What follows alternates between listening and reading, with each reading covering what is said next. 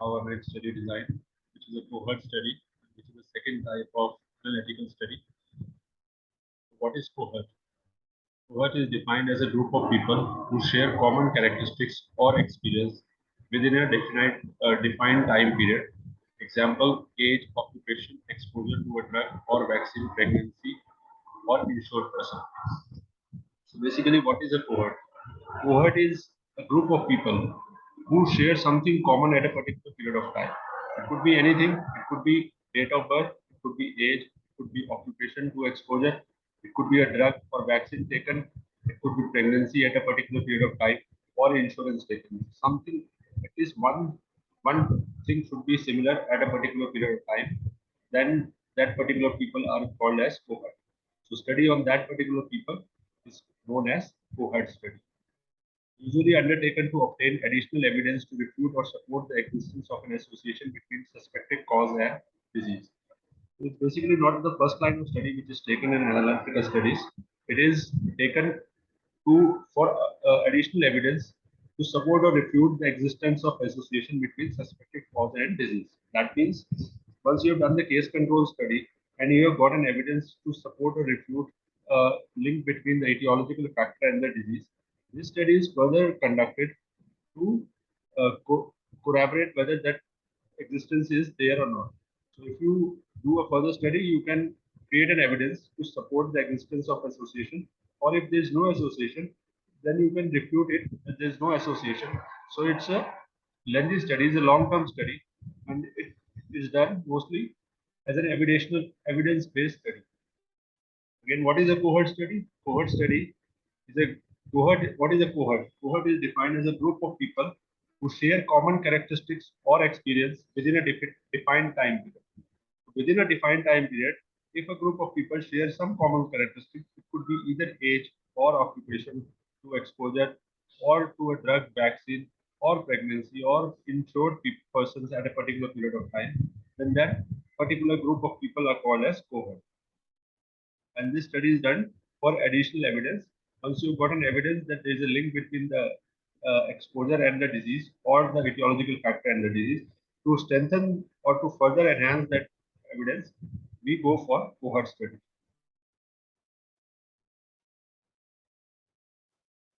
What are the other names of cohort study?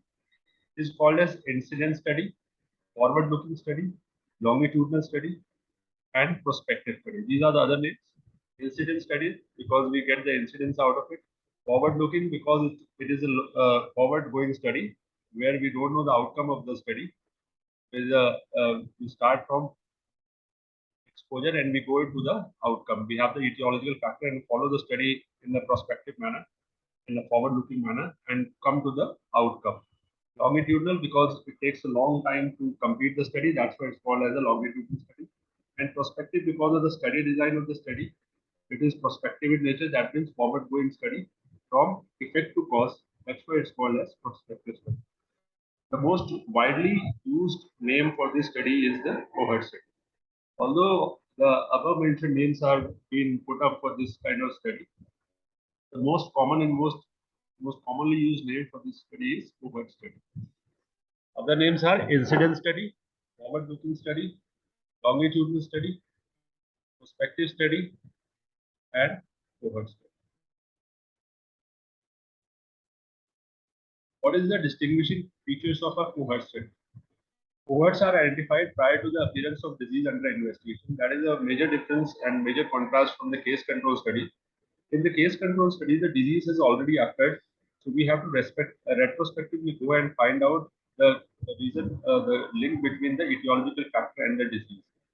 In this study, the disease has not occurred, and we have to identify the disease by linking the etiological factor or the exposure and find out whether that particular etiological factor or exposure can cause a disease or not. There is also a further going study or prospective study, longitudinal study, which find out what is the outcome of the linkage between the etiological factor and the disease. Study groups so defined are observed over a period of time to determine frequency of disease among them. So once we have decided our study groups and the control groups, we study for a long period of time, and then we determine what is the frequency of disease among the exposed and among the non-exposed. And study proceeds forward from cause to effect. Case control study was a retrospective study. In that study, we were going backwards from effect to cause. But in this kind of study, we go from cause to effect. So these are the three distinguishing features of a cohort study. Cohorts are identified prior to the appearance of disease under investigation. So cohorts are before the disease has occurred in the cohort, we identify them. Then we observe them over a period of time for frequency of disease among them, and study it proceeds forward from cause to effect.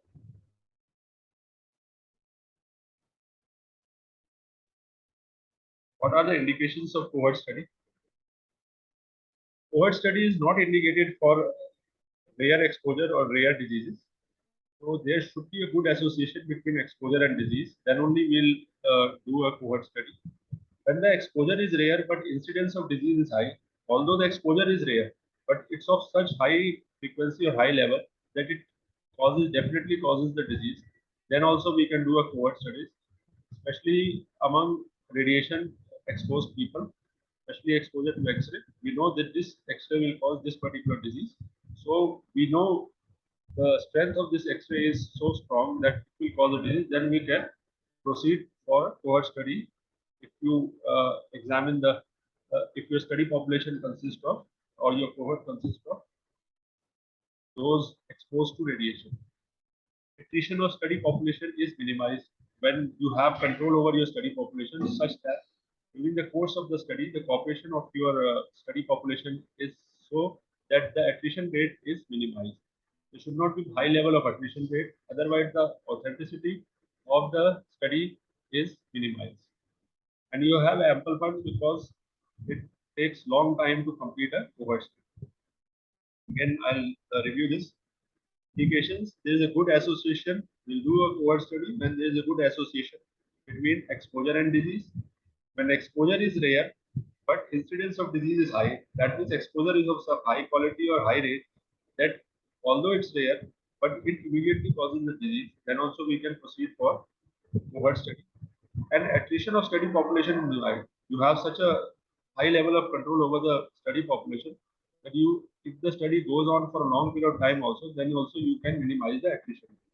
That means people leaving the study is minimized. And you have ample funds to conduct the study, then also you can go for cohort study. What is a framework of cohort study? Just like case control study, we have cohort, those who are exposed to etiological factor, and those who are not exposed to etiological factor. We have to proceed forward to find out whether the persons or the cohorts who are exposed to etiological factor develop disease or did not develop a disease. Similarly, we'll find out the cohorts which are not exposed to etiological factor, whether they develop disease or they did not develop disease.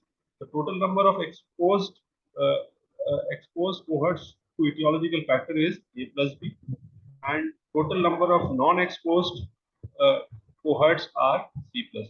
So again, I'll explain this to you. The cohorts are further divided into two groups: those who are exposed to etiological factor and those who are not exposed to etiological factor. Then we proceed further to find out whether those who are exposed to etiological factor developed disease or did not develop disease. The total will be A plus B. That means those who developed disease plus those who did not develop disease. Then cohorts who are not exposed to etiological factor, comparison group. In this, we again check for whether the cohorts who are not exposed to etiological factor, they develop disease or they did not develop disease. The total of those who are not exposed will be C plus D. What are the different types of cohort studies? Prospective cohort studies, that is forward-looking cohort studies. These studies begin in the present and continue into the future. We have the causative factor and the etiological factors with us, and we have to proceed forwards to know whether that particular etiological factor causes the disease or not, or the outcome or not. Outcome has not yet occurred, so this is one of the basic principal factors of conducting a cohort study. We don't know the outcome of the study. It's only that we know the cause, and we have to find out whether that particular cause causes the outcome we are looking for. Effects of exposure to, example for this is effects of exposure to uranium evaluated by identifying a group of uranium miners and a comparison group of individuals not exposed to uranium mining by assessing the subsequent development of lung cancer. So in this example, what we are trying to say is this exposure group is mine workers, those who are exposed to uranium.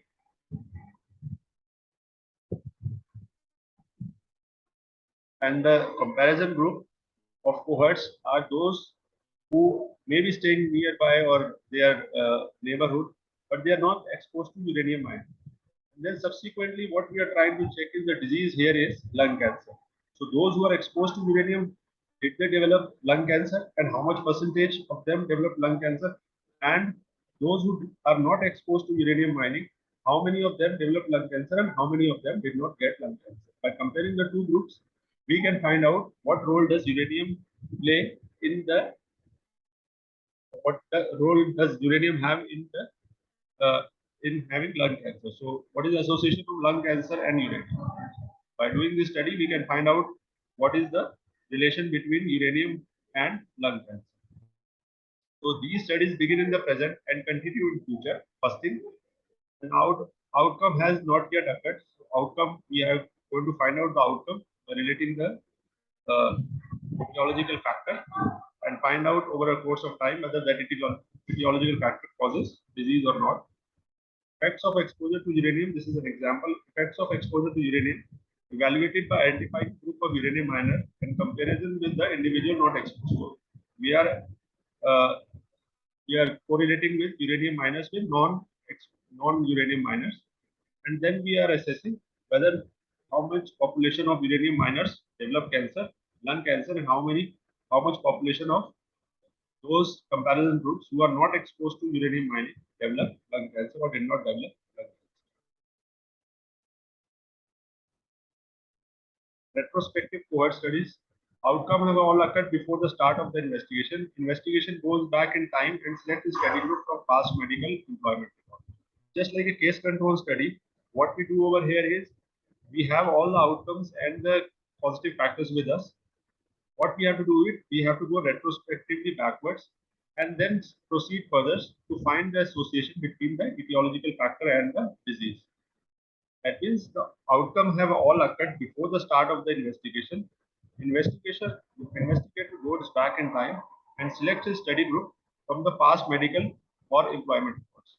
He gets all the records, then he proceeds further to find out if whether there was any relation between the exposure and the disease.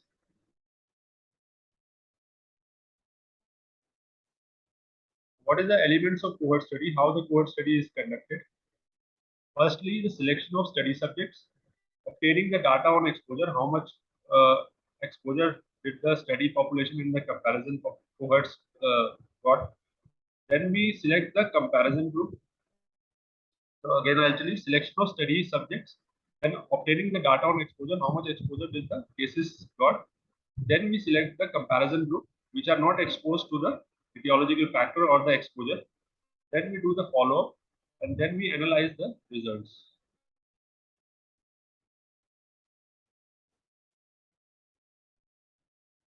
Selection of study subjects. How we select the study subjects in cohort study compared to the case control study. In case control study, we used to get our cases from the general population or from the hospitals. Here, as I've already told you, we divide the cohort according to the special groups. Either they'll share something in common, whether they are doctors, whether they are nurses, whether they share their date of birth, whether they have the same occupation, whether they are living in the same area. So, special group are selected over there. In that case, there were cases from the hospitals. And there also we selected general population as cohorts. Here also, if we don't get the special groups, we can select the general population as our cohorts. Then exposure groups, especially if you doing a cohort study on finding out the effects of radiation, any radiation in a particular population, we select our cases or our cohort of exposure from a particular population, those who are daily getting exposed to the radiation, either through occupationally or through their the place where they live. If they are getting exposed, these people are grouped under one category and are classified under exposure groups. So again, cohorts can be selected from general population, then special groups. There it was hospitals. Here it is select groups. Special groups can be taken. The persons should share something in common. That is doctors, lawyers, teachers, something professionally, date of birth, or something to make it as one group. And then exposure group, those who are getting exposed to a particular radiation under consideration to cause a particular disease. Now, what are exposure groups? If the exposure is rare, a more economical procedure is to select a cohort of persons known to have experienced exposure. So, if the exposure is rare and you are not on daily basis getting that particular exposure, so the more convenient way to select a cohort are the persons who have already experienced that exposure because of the place where they are staying or because of their occupation. If they are exposed to that particular exposure or radiation, then easily you can select that particular population that will be economical to you, and you don't have to repeatedly give them exposure. They are already exposed to that particular radiation. In other words, cohorts may be selected because of special groups to physical, chemical, and other disease agents.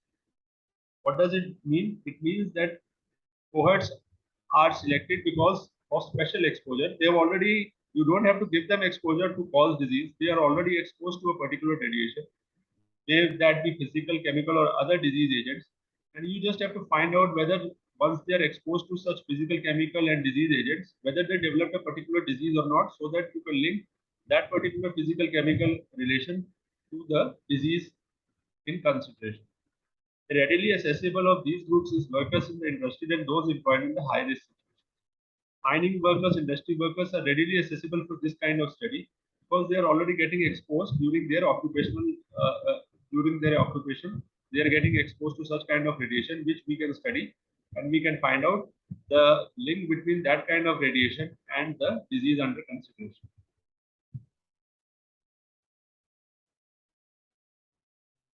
Second point is obtaining data on exposure.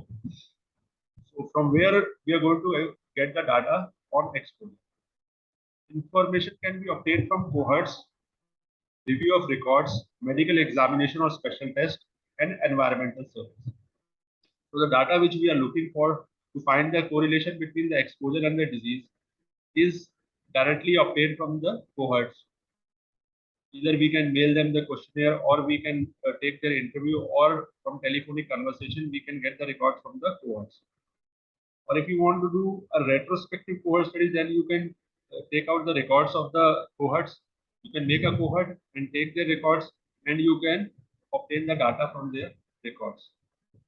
Certain things which cannot be taken from records can be done with medical examination of your cohort study, especially blood pressure or sugar examination. If it's there, you want to evaluate the blood pressure examination and sugar, and you have to call them periodically in person and then take their medical examination or special test to find out after the exposure to a particular agent, what all the changes are there in their body.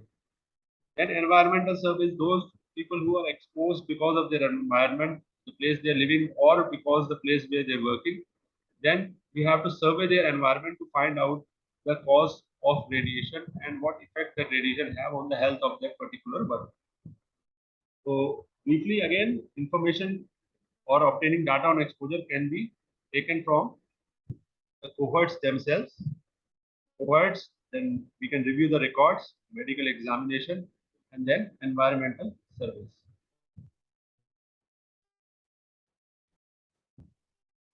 Now, obtaining the record from cohorts, cohort members through personal interviews or mail questionnaires. Since cohort studies involve large number of population, mail questionnaires offer a simple and economic way of obtaining information.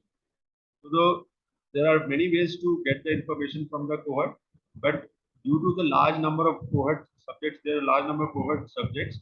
Mail questionnaire is a preferred choice because you can mail a single questionnaire to many people at a time, and you can get a desired result in a short period of time rather than interviewing them or telephoning them. Real questionnaire is the most easy way to get the data.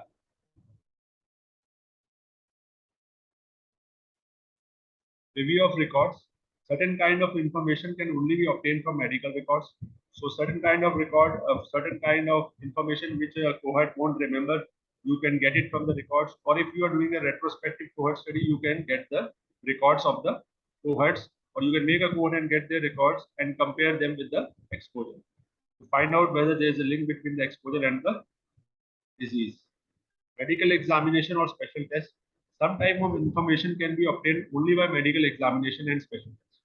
So, for certain types of diseases or exposures, if you are trying to follow up a cohort study, group of cohort, you have to conduct a medical examination because the kind of exposure they are going through, you have to periodically evaluate what all the changes are going on in their body. For, for such kind of things, you have to conduct repeated medical examination. For that, the cohort have to appear in person. An example for this is the ECG record or the blood pressure of the cohort member who is under study.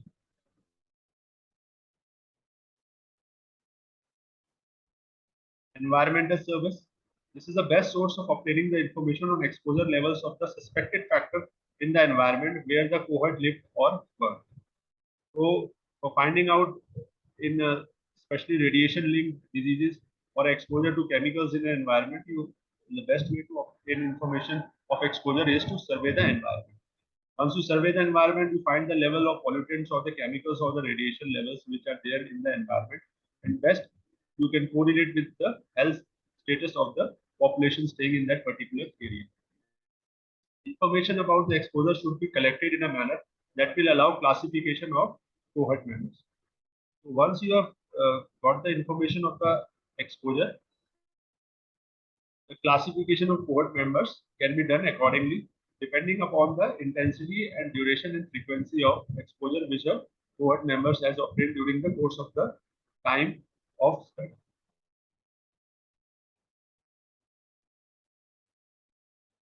Selection of comparison group. There are three ways of selection of comparison in cohort study. First is internal comparison. That means you divide one cohort into two, and internally you divide the cohort into a study population and a comparison population. So you internally compare one group of cohort members with another group. Then external comparison, if it's not possible to compare a single cohort and it's not possible to divide one cohort into two, and you don't think there is ample amount of difference between one cohort members, then you take an external cohort, you take second cohort, and you compare it with your study cohort. And third is comparison with general population rates. So if you don't get the comparison population in internal and external comparison, you can always compare with specified general population. Okay, general population rates, you can compare the cohort results. So again, I'll tell you selection of comparison group. There are three types of comparison group: internal comparison, external comparison, and comparison with general population.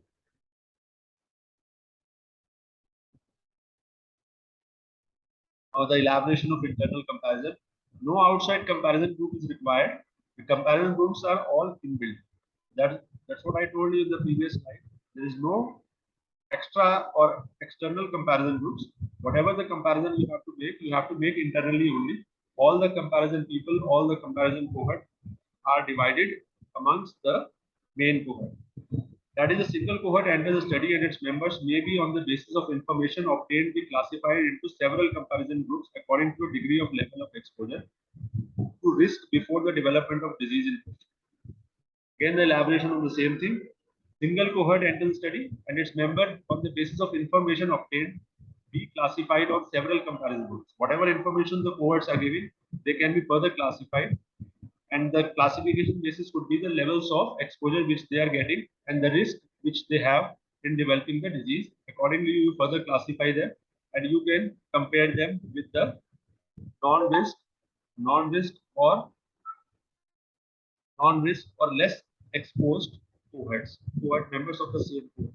So you make two cohorts out of one, ones who are more exposed to the radiation or the etiological factor, and other cohort members who are less exposed, and compare both of them to find out what intensity and what are the effects of that particular exposure in causing a particular disease at the study.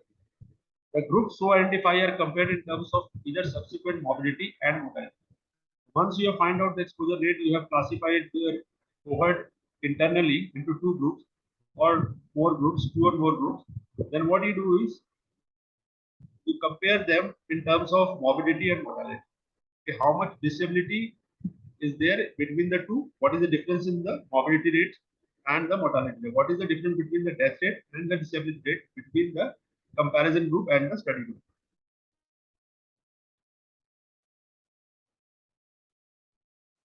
Next is the external comparison.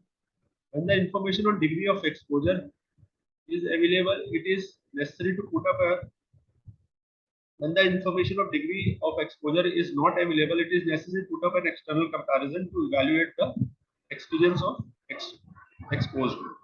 So when we don't have the degree of exposure and we are not able to further classify our main cohort into different groups and use a single cohort as our study and control population, what we do is we compare one cohort with another cohort. We make another cohort, all the features will be same except the radiation under study, and we'll see what that particular exposure or the radiation or the etiological factor causes changes between the two cohorts. Example for this is smokers and non-smokers, a cohort of radiologists compared with cohort of ophthalmologists. So we compare smokers and non-smokers between radiologists and ophthalmologists. The study and control cohorts should be similar in demographic and possibly important variables other than those under study, except one or two factors which can directly cause the disease. Other factors should be similar between the study and the control population of the cohorts, so that the other factors should not distort the results of the study under consideration. Same like case control studies, it should be very similar, the study under control cohorts, but one factor or one exposure which is directly linked to the disease under consideration, that should not be there in control population or control cohorts.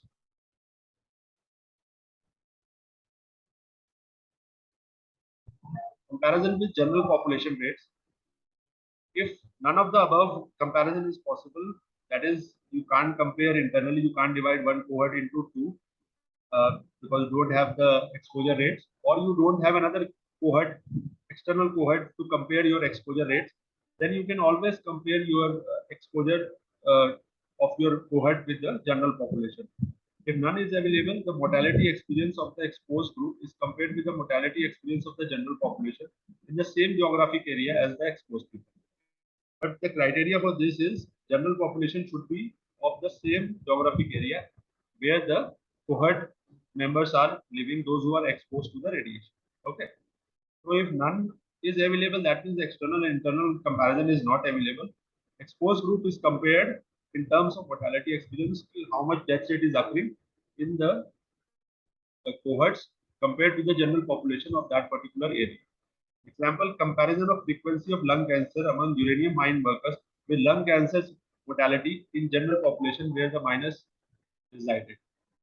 Now, example for this could be, if you take the example of mine workers residing in one particular area and other people residing in the same area, and you compare the frequency of lung cancer which is occurring in uranium mine workers, and then you compare with the lung cancer mortality, that is death rate due to lung cancer occurring in the people living in the same area, but they are general population and they are not mine workers, and you compare, you can easily find out the difference, and straight away you can correlate that mining mining workers have more chances of developing lung cancer compared to the general population, even though they are residing in the same area.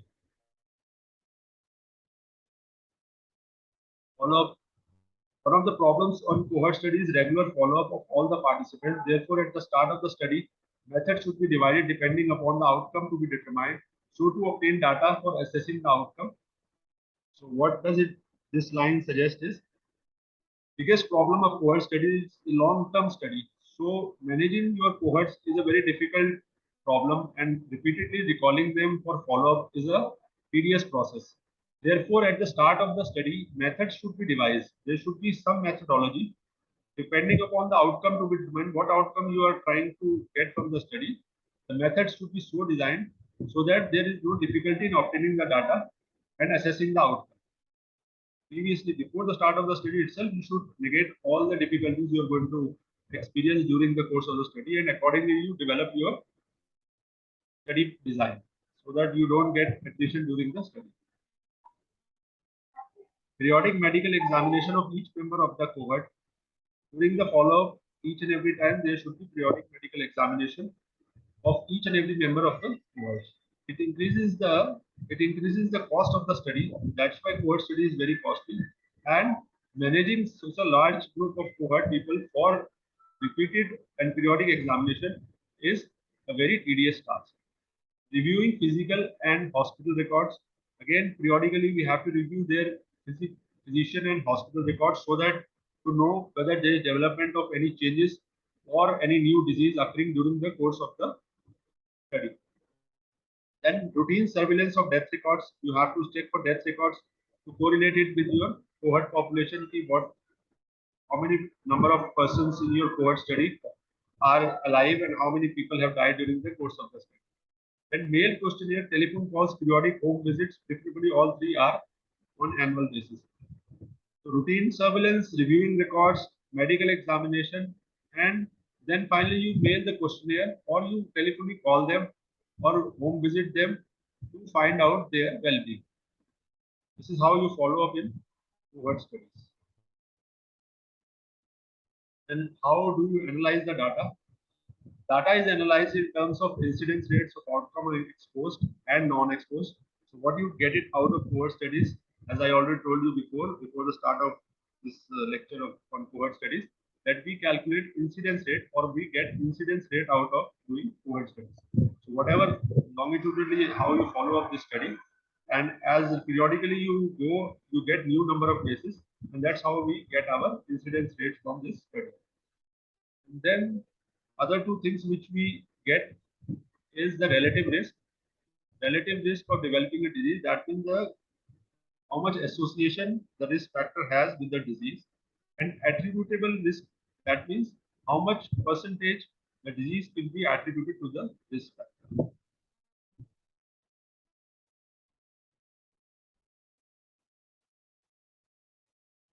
Now, firstly, the incidence rate. If you take the example over here, cigarette smoking as our exposure, and the disease is lung cancer, and the control group there is no lung cancer.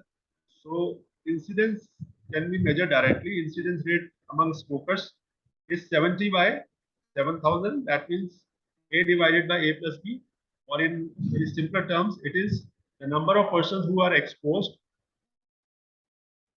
and develop lung cancer divided by total number of persons who are exposed. That gives us the incidence rate among the smokers or the exposed population. Next is the incident rate among non-smokers.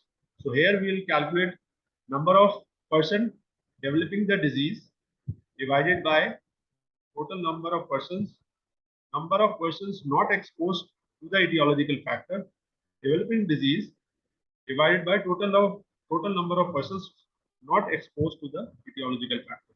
So these two things we got from this table: incident rate among smokers and incident rate among non-smokers. Now next is relative risk. It is a ratio of incidence among exposed and incidence among non-exposed. It is also called as risk ratio. Again the same thing. What we got, incidence among exposed is A divided by A plus B. That means those who develop disease, those who are exposed and develop disease divided by total number of persons who are exposed. And then incidence among non-exposed is those not exposed to the etiological factor develop disease divided by total number of persons who are not exposed. What does this signify? Relative risk is the direct measure of strength of association between suspected cause and effect. So it is the direct measure of strength. It shows the strength between the suspected cause and effect.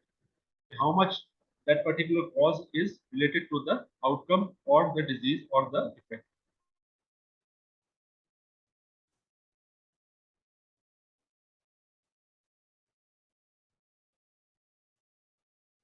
Attributable risk. The difference in incidence rates between exposed and non-exposed groups, also called as risk difference. So the other name for attributable risk is risk difference. It is nothing but the difference between the incidence rate between the exposed and non-exposed groups. The formula for calculating attributable risk is incidence rate among exposed minus incidence rate among non-exposed divided by incidence rate among exposed into 100. What does it mean? It indicates to what extent disease can be attributed to the exposure. So how much percentage is attributed to that particular etiological factor or exposure to cause that particular disease. Suggests the amount of disease that might be eliminated if the factor could be controlled. If there is a direct association and attribution of that particular etiological factor or exposure, then it will suggest that after eliminating that particular etiological factor or exposure, how much chances are there to control the particular disease. So again, the formula for attributable risk is incident rate among exposed minus incident rate among non-exposed divided by incident rate among exposed into 100. What does it mean? It indicates to what extent disease can be attributed to the exposure. It indicates the attribution of a disease to a particular exposure. It suggests the amount of disease that might be eliminated if the factor could be controlled. If that particular factor which is attributed to the disease is controlled, so amount of disease, how much amount of disease can be eliminated. That is the sole thing